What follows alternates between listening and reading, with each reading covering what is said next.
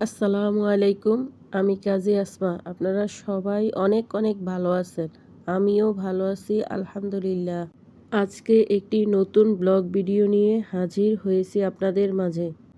আশা করি সবাই ভিডিওটা ক্ষমা সুন্দর দৃষ্টিতে দেখবেন। আজকে খুব সকাল সকালই কাজ শুরু করে দিয়েছি। নেহেরি রান্নার জন্য নল্লিগুলা ভালোভাবে ধুয়ে পরিষ্কার করে প্রেসার কুকারে বসিয়ে দিয়েছি। সব ধরনের মশলা অল্প অল্প করে দিয়ে প্রেসার কুকারের ঢাকনা দিয়ে ঢাকা দিয়ে রেখে দিয়েছি।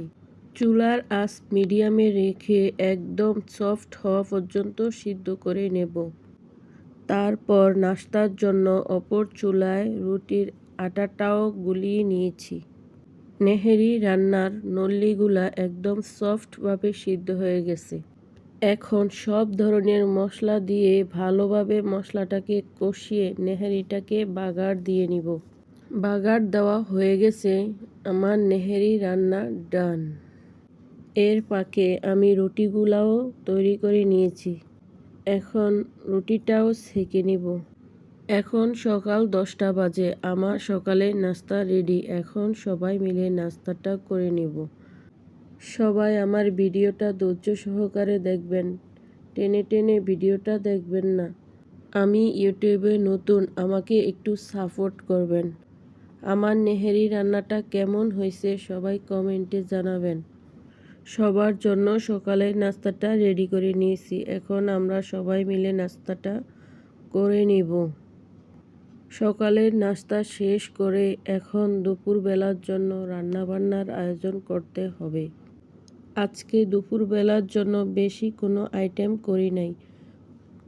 দুপুরবেলার জন্য আলু দিয়ে কলিজা ভুনা করে নিয়েছি, তার সাথে একটু পাতলা ডাল করে নিয়েছি।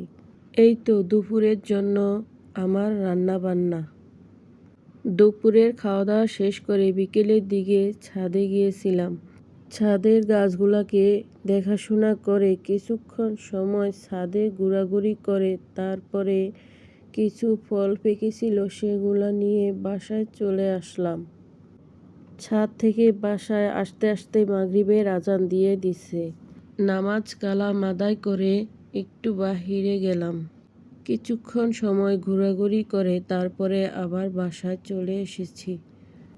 আমাদের এই এরিয়াটা তোমরা কারা কারা চিনো কমেন্টে জানাবে।